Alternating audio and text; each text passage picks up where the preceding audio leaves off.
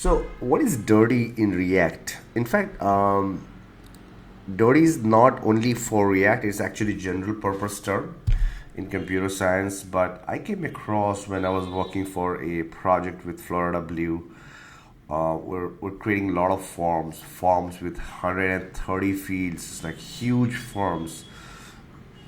So then I found out what dirty means, which means that let's say you go to any website, right? You go to any website and you start filling up the form. Okay, for example, maybe contact info or maybe your application for college, and you start filling up your form, first name, last name, date of birth, all kinds of stuff, and then suddenly you might just close the application or that browser. So we don't want user to lose that information, so we want to give them a warning, right? Like, hey, you filled up this sixth form, you took like 10 minutes of your day to fill up the form, and now it's almost going to be gone unless we warn you to say, do you want to save the form before you close the browser?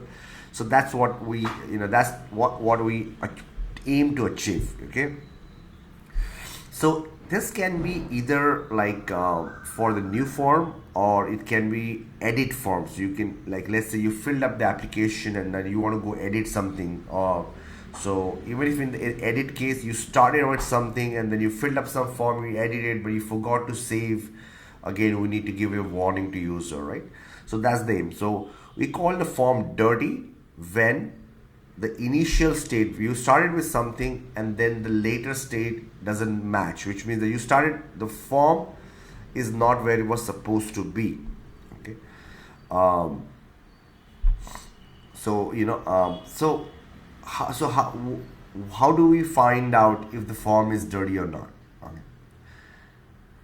So first we have to maintain two states. Okay, it's very simple that there's no way to figure out if the form is dirty or not until we know what it was. First, we need to know the initial state, right? We need to know what the initial state is. Initial state and the current state. In the initial state, let's say user filled up five user, it was empty form, and the current state, fields have been filled up. That's the current state. So uh, that is, so there's this, so the form is now dirty. Okay, so let me clear this up and close this one. And so, okay, now comes the how do we really find out if if the form is dirty or not? Okay. So there are a few ways I have seen developers doing that. Okay, now some way you need to compare initial and versus final. So one way is what you call deep compare, like deep comparing, because you need to compare the object of initial state versus object of final state and see if it matches. Now you need to do a deep compare because objects, as you know, in JavaScript are by reference. So that means that you really cannot deep compare them. So you need to compare like each value individually, right? So there are libraries like Lodash, Lambda that will provide you this. For example, if I go lambda, it is Lodash. I was confused. Lodash, deep compare function. Maybe. Let's see.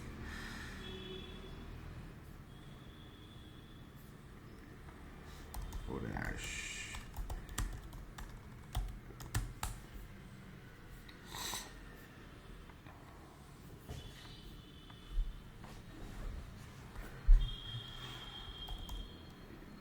Compare.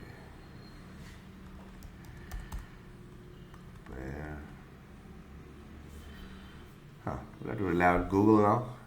Lodash deep compare.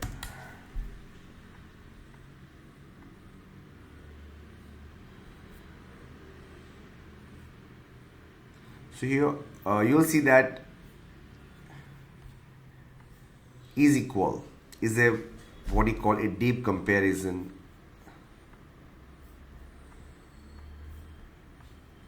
You can use is equal to do a deep comparison, and that's how you will know whether the so you can imagine A and B. Form A is unfilled, form B is filled. You compare both, see if it matches, and then kind of give that notification to the user. Okay. All right. What's next? What's the next way? The other easy way to do is like JSON dot. Have you seen JSON dot stringify? So what does JSON dot stringify does? See, JSON dot stringify will stringify the value of object. So you can say stringify the initial form, stringify the later form, compare. There you don't need to do a deep compare because it's a string. So you can just, if the values are changed, you will know immediately. But it does come with a little bit of problem sometimes, but it's a much efficient way to do it because it's very fast. So that's number 2. And then there is libraries, form libraries that you can use. For example, we used Formic. If you go to Formic, you will see docs, API, somewhere.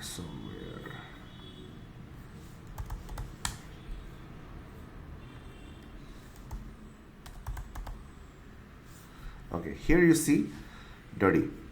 So the library, if you use some library to use the form, then it has an API reference that will automatically return a flag, okay, which will say whether your form is dirty or not. Okay, so dirty is a read-only computed property and should not be muted directly. Okay, so that means that it will automatically, you don't have to do the comparison. Behind the scene, the library does the comparison for you, I'm guessing, because there's no other way. So the behind it's just hidden from you, but it so that's it, guys. Thank you.